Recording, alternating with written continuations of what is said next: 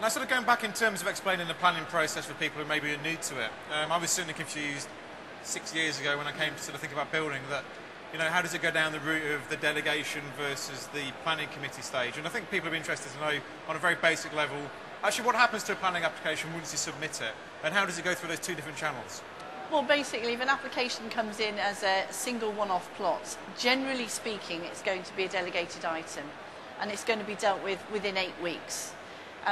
When it changes from that status, if you like, from a delegated to, say, a planning committee item, then effectively what happens is there are usually members have called it, these are elected members now are making decisions, they've called it up to the committee level, or a parish or town council have raised an objection, or there are 5 or more individual objections. Those are the kind of triggers. Now, those triggers differ from authority to authority, but that's a general rule of thumb. That's normally what triggers it. So, from what you're saying from that, if a neighbour objected to, say, a new dwelling on their next door plot, which inevitably they probably will do. Inevitably. How much influence does that have on the outcome of the actual application itself? I mean, is it at the end of the road for the application? No, not necessarily. It depends on the way the objection is formed.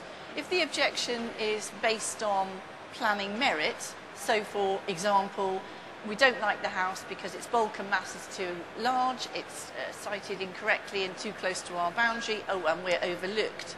These are all planning merits. But if it's actually, I don't like them because they're noisy and they're not our type of people, those aren't planning merits. So it's a very sort of, it's rational stuff. And in itself, one objection may not tip the balance. But it does need to be considered, and it is a material consideration which, as the applicant or the agent acting for the applicant, I deal with those all the time. And normally, you can negotiate your way out of them. Just occasionally, there comes something which is pretty much like pushing water uphill. It's very difficult. I know one of the things, one of the kind of the theories and the tactics that you like to use with your clients is the incremental approach to planning. And I think that's a really interesting thing to get across to the audience today in terms of how to make what in the end is a really big application actually a bit more palatable in small chunks to local councillors and neighbours and obviously the planning officer as well. And it's kind of worth going through that, I think.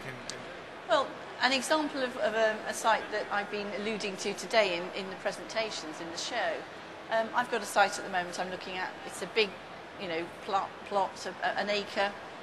It's a detached house, it's 3 bedroomed, it's not a huge house actually for the plot. It has, because it's an existing property that's not been extended, it has permitted development rights, which we know, if you like, fall below the threshold of requiring planning. And so as a consequence, my first port of call on that particular situation would be to look at what I can do on that house under PD before I trigger planning. So in that set of circumstances, the client is saying, well, actually, I don't really like the house, I'd like to replace it. And I'm saying, fine, that's fine, but if you do a replacement dwelling, you'll have a maximum of 30% in addition to the existing floor space. Whereas if we do PD, you could achieve 100%. But question, do you want extensions or do you want a new dwelling? And let's assume that you want the new dwelling.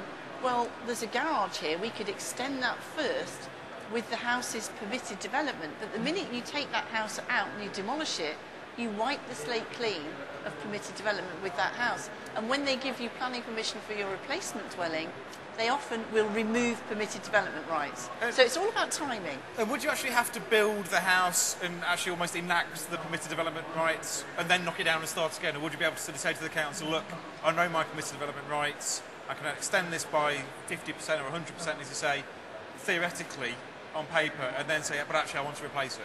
Well, no, because what they'll do is that'll fetter the situation. My advice has always been, do not demolish the house, because the house is the key to unlock the PD. The PD runs with that property, not the new property. And the new property, they may well take PD away, because they know what you're really about. But this way, you go under the radar. And actually, it's not a criminal offence to implement PD. You're doing what you're allowed to do. So it's not a breach of anything, but it's about timing and maximising.